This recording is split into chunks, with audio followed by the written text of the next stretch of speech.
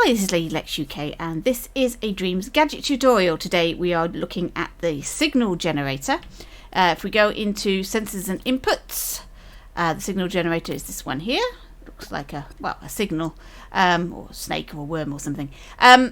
This is a gadget that you probably haven't really paid much attention to. It's not that obvious what it does. It generates a signal. So how can you use that? What is that for? Right, so what this will do is create pulses and waves. It creates a signal that you can use to animate things, move things, use it in AI. There's all sorts of ways that you can use this signal generator, and I've discovered some interesting things with it that I didn't realise that it did, which might be very useful indeed. So here we have our signal generator. At the top we have the signal. This is an output. We're going to link that up to a number display so we can see what it's actually showing us. There's our number display. Whoops. Turn those off. Don't want that on. Right. So the default, it has a sweep of 1 second and a maximum range of 1 and a minimum range of 0. So what does that mean? Well, the sweep is how long it takes to go from the minimum value to the maximum value.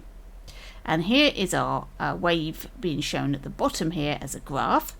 So if I turn it on, you can see we're going from 1 to 0.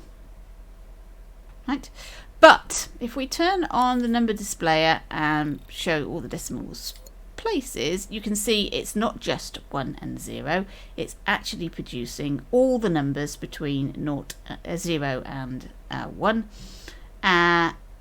it gradually going up and down through 3 decimal spaces to get from 0 to 1. So the result of this is, if I was to link this up to a light bulb, let's put a light in the scene. There we go. And we'll put the signal into the power socket of our light. Now you can see the power that's being sent by this signal varies in intensity from 0 to 1 and makes that light fade in and out. Now if this is not what you want, then doing it this way would not be the correct way. So if I wanted this to flash instead of pulse like this, let's turn it off for a second. I'm going to turn off the sweep, and instead I'm going to put a pause time in. So we'll do it the same. So we want 1 second. There we go. Turn it on. So now it's, instead of moving up and down on a wave, it's more of a block. So now it's on for a second and off for a second. So that's created a flashing light. So that's what that signal generator is now doing. It's producing a wave that is on and off. Now, unfortunately, there is no way to set the wave so that it is on at the 1 for longer than it is at the 0 regularly. Now you would think that this is what this does. This is giving you a range, and maybe that's the minimum and that's the maximum. I'd love that to be the case, but that isn't true. That isn't what it does. If I was to change this to let's say 6 seconds, this is now creating a random pause time between 1 and 6 seconds. So sometimes it's going to pause for 1 second, 2 seconds, 1.6 seconds. It's randomized the pause time between the 1 and the 0. So we haven't got on for 1, off for 6, that sort of thing. It won't do that, which is a huge shame, and makes the signal generator not as useful as it could be.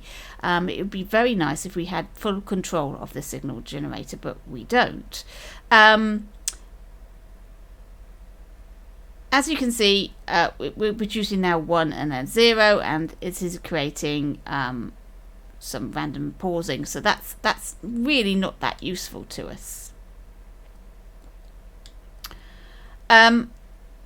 However, what is very useful is the fact that if all of these is a range, and if you move the top one, you'll notice they'll both move together. If you move it to the right, they'll both move together. If you move it to the left, it will separate, because this is the number range. This is the minimum, this is the maximum. And like I say, that will move separately if you move it to the right, and together if you move it to the left. There we go, so that you know. We can set a range in there, which means we can create a random number. And this is a revelation for me, because I've been using randomizers and complaining at the fact that there's no range. However, the signal generator does produce a range. So here we have a signal generator. Let me just turn on the microchip.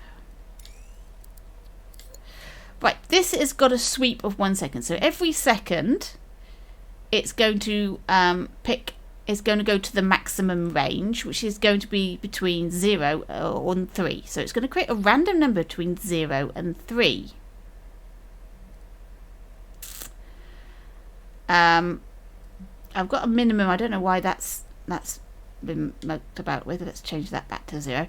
Okay, so maximum between 0 and 3, and that's going to create our random number.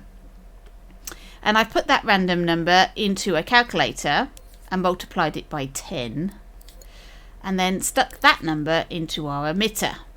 And this is the time between emits. So this is going to emit a ball out of this block. Let's see.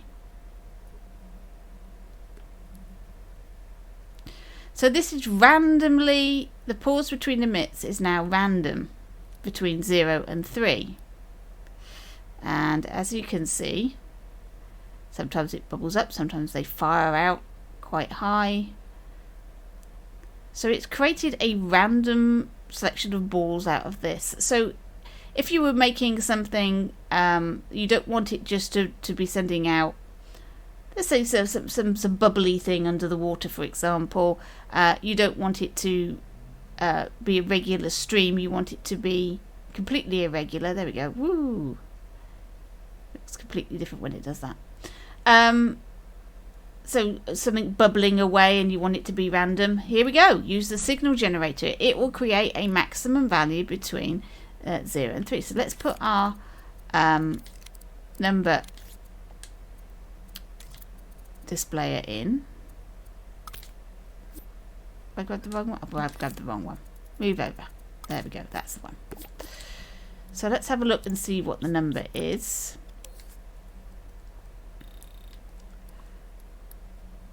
There's our number. There we go. That's a random number between 0 and 3 being generated every second. And the differences between the two. So the number goes up and down. The difference between the two. If we did it with a pause, so every second.